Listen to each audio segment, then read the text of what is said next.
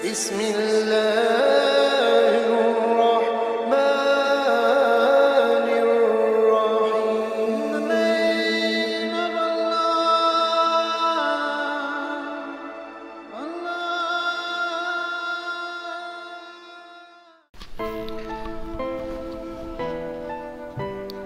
Assalamualaikum warahmatullahi wabarakatuh. Alhamdulillah, pada kesempatan kali ini kita akan membahas sebuah kisah yang unik. Kisah Nabi Khidir bersama Imam Ahmad ibn Hanbal. Kisah ini diambil dari kitab Ma'rifatul Awliya. Dikisahkan Imam Ahmad ibn Hanbal termasuk seorang yang ditemui oleh Nabi Khidir, sebagaimana diriwayatkan oleh Ibnu Abu Ya'la dalam Tabaqat al-Hanabilah dari Abu al-Thayyib, dari Abu al-Qasim al-Baghawi. Dalam kisah itu Abu al-Qasim menuturkan bahwa Imam Ahmad ibn Hanbal bercerita kepada dirinya, pada suatu ketika aku berangkat untuk mengantarkan seorang yang akan berhaji hingga ke wilayah Al-Qadisiyah. Di sana timbullah keinginanku untuk menunaikan berhaji. Aku berpikir, bagaimana aku bisa menunaikan haji, sedangkan aku hanya memiliki bekal 5 dirham. Tak disangka, tiba-tiba datanglah seorang pria menghalangiku, lantas berkata, "Wahai Abu Abdullah, nama besar dan niat yang lemah telah menghalangimu untuk berhaji." Aku menjawab, "Iya, demikian adanya." Pria itu pun bertanya lagi, "Apakah engkau ingin menemaniku?" Maka dijawab oleh Imam Ahmad,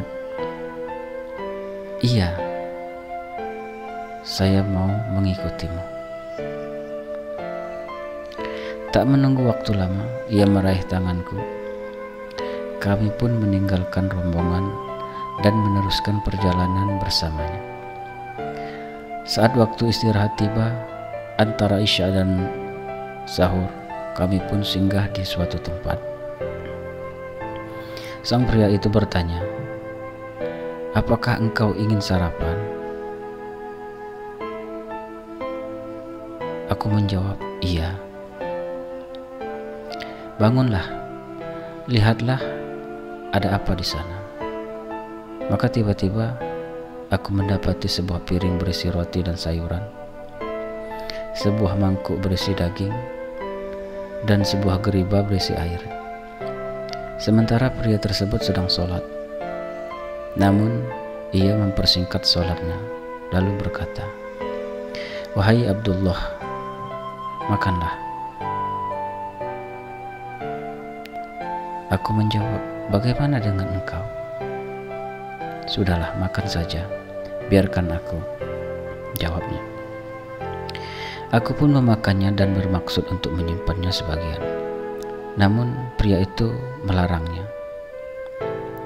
"Wahai Abdullah, itu makanan yang tidak boleh disisakan.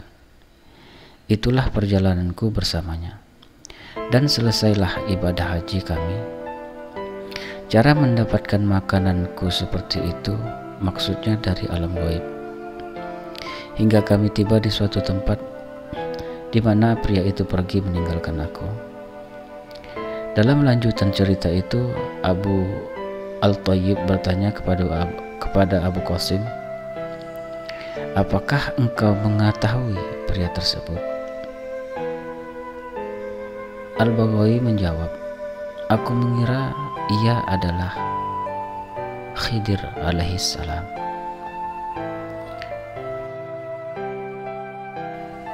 Sementara itu, At-Tabrani meriwayatkan bahwa ada seseorang datang menemui Al-Baghawi yang saat itu bersama sekelompok orang. Pria tersebut bertanya, "Siapa di antara kalian yang bernama Ahmad ibnu Hanbal?" Ahmad ibnu Hanbal menjawab, "Aku, ada apa gerangan?" Pria tadi menjawab, "Aku pulang dari bepergian jauh 400 parsakh dari lembah. Di sana aku ditanya, apakah engkau kenal dengan Ahmad ibnu Hanbal?" Lalu aku menjawab, "Tidak." Dia berkata lagi, "Datanglah ke Baghdad dan tanyakan di sana.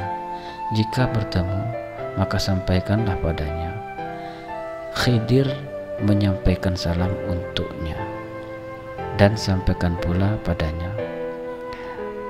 Zat yang di Arasy juga telah meridhoinya. Demikian pula para malaikat. Mereka juga meridhoimu atas kesabaranmu karena Allah.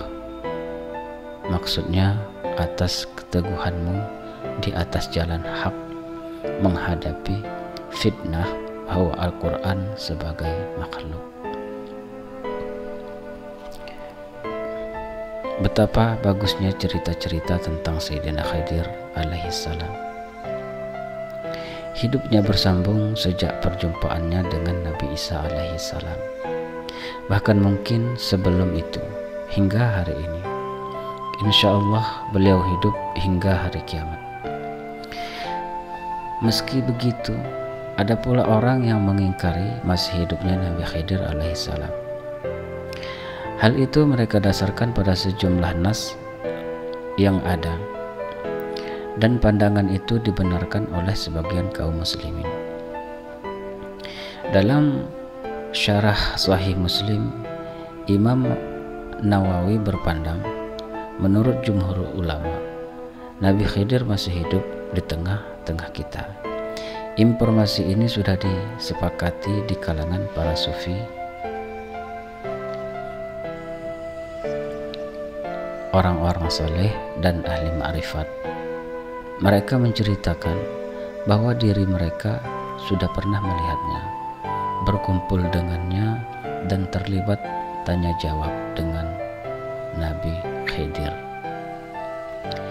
Keberadaan Nabi Khidir di tempat-tempat mulia dan lokasi-lokasi kebaikan sudah tak terhitung dan terlalu populer untuk dirahasiakan.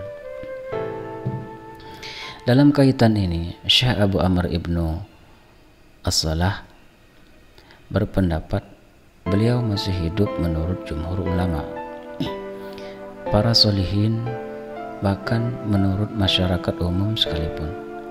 Sedikit sekali ahli hadis yang menyangkal kebenaran berita ini. Al-Faqih Abdullah ibnu Abu Zaid al-Qairwani menulis Ar-Risalah, dan juga salah seorang imam mazhab Maliki pernah ditanya tentang Nabi Khidir alaihissalam. Apakah beliau masih hidup di dunia hingga sekarang? Sedangkan Al-Quran menyatakan, kami tidak menjadikan hidup abadi bagi seorang manusia pun sebelum kamu, Muhammad. Maka jikalau kamu mati, apakah mereka akan kekal? Al-Faqih Abdullah ibnu Abu Zaid al-Qairwani menjawab, itu sesuatu yang mungkin dan diperbolehkan. Artinya Nabi Khidir alaihissalam masih dan akan terus hidup hingga sangkakala ditiup. Sebab yang dimaksud kekal dalam ayat di atas adalah bersambungnya kehidupan beliau dengan kehidupan akhirat. Nah, sementara kehidupan hingga sangkakala ditiup bukanlah kekekalan. Apakah engkau tidak melihat bahwa iblis laknatullah tidak disebut kekal meskipun ia termasuk makhluk yang ditangguhkan kematiannya hingga hari yang telah diketahui alias kiamat. Nah, demikianlah kisah singkat ini. Mudah-mudahan bisa bermanfaat untuk kita semua dan menambah ilmu pengetahuan kita tentang sejarah-sejarah para ulama, para aulia, para nabi. Wabillahi taufiq wal hidayah. Wassalamualaikum warahmatullahi wabarakatuh.